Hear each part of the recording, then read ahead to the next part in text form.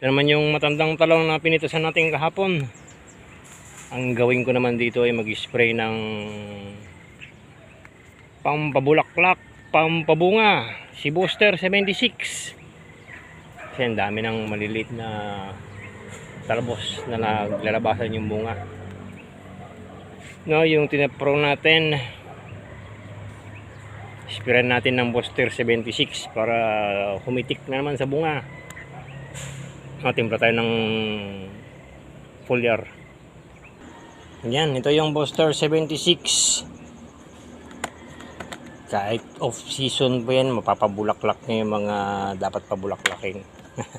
Shake muna natin. Now, solo ko lang i-spray, parang mas effective kasi siya kapag ka-solo lang.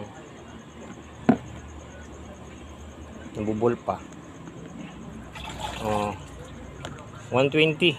Guys muna natin. 120 ml si Booster 76 sa 16 liters. Nabubol nga. Hindi pantay.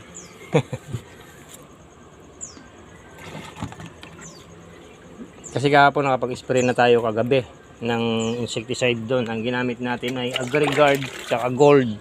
In-spray natin sa talong na matanda. Mabisa rin to sa chili, sa sitaw. Pero best talaga pagka solo. Kasi organic yan si Booster 76.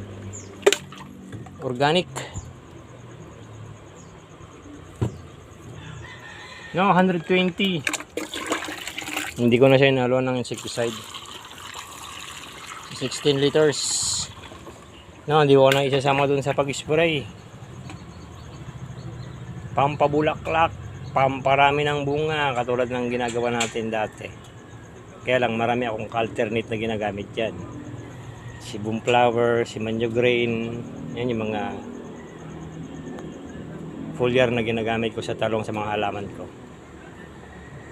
No, thank you.